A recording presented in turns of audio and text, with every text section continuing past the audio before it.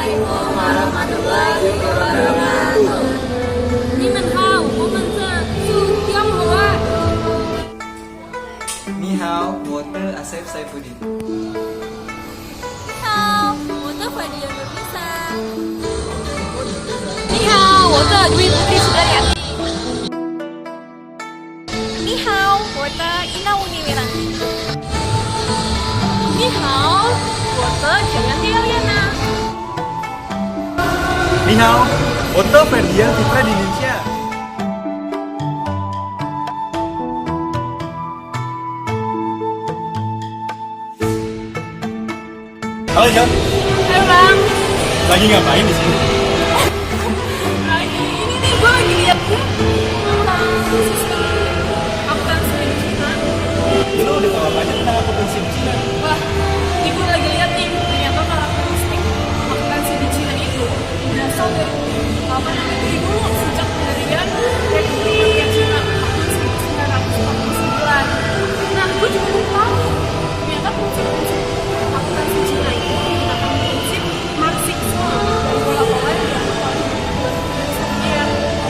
terus ciri utamanya itu ternyata mereka menggunakan aplikasi manajemen dana seperti properti, barang, dan juga material yang digunakan dalam proses produksi mereka di sana. Kalau gue sih pernah dengar ya tentang negara Cina itu dari sistem hukumnya.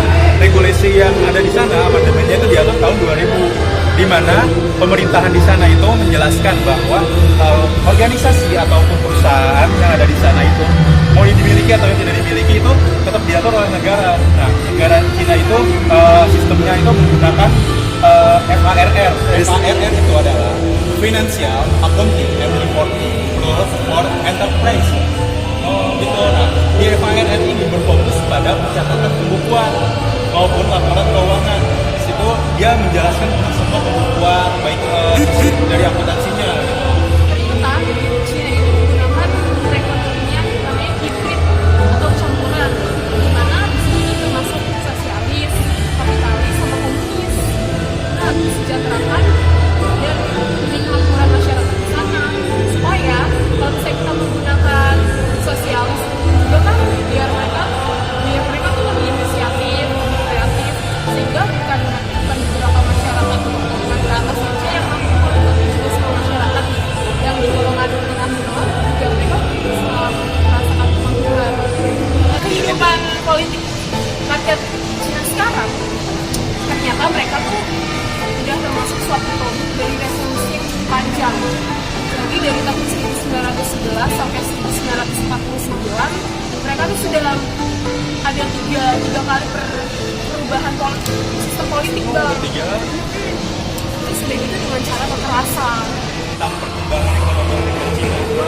Setelah presidennya Deng Xiaoping, dia itu membuat suatu gebrakan di mana negara Cina itu agar menjadi negara berkembang yang bisa mengalahkan seluruh dunia gitu kan. Itu termasuk hebat sebenarnya. Cuman di Partai Komunis Cina ini tidak setuju sama argumennya dia atau gerakannya dia gitu.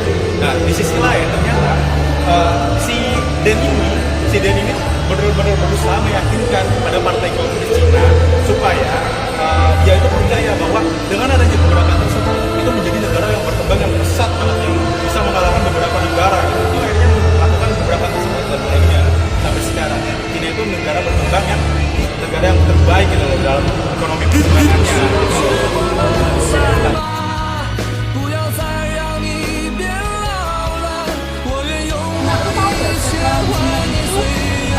Membandingkan pendidikan di dalam pendidikan itu ada filosofinya. Yang di Cina itu yang lebih mengutamakan itu pendidikan. Undang-undang Cina itu pendidikannya itu udah baik, terus pelayanan dalam pendidikan itu baik, pengetahuannya baik, terus murah lagi daripada negara-negara lain. Kayak contohnya Amerika kan mahal tuh.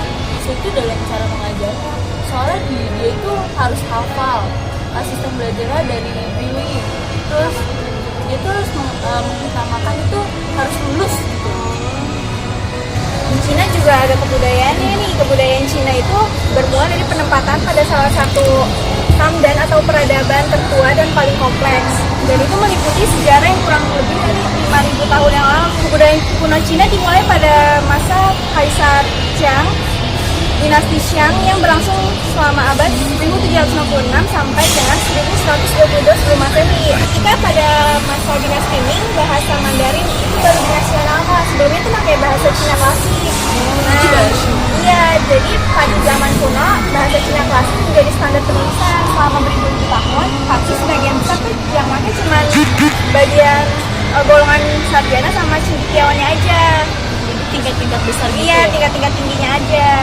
Terus untuk kerohaniannya, kalau orang Cina tuh kan sekarang banyak ya kayak pengobatan Cina, karena orang Cina itu masih berpegang teguh pada roh gitu. Jadi masih kental lah untuk adat-adat kerohaniannya.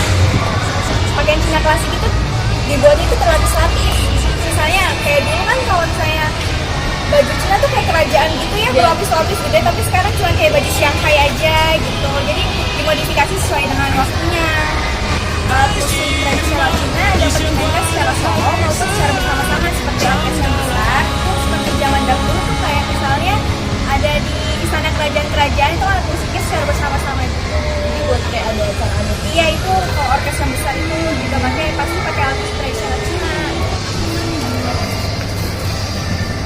Mana sih? Lu lagi ngapain sih? Ribet amat ya.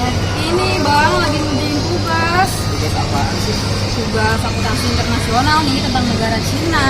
Tahu nggak sih sebenarnya pengertian dari perpajakan itu sendiri, Bang Asep? Apa sih? Nih, jadi tuh kalau perpajakan itu di semua negara merupakan sumber utama penghasilan negara tersebut atau pemasukannya.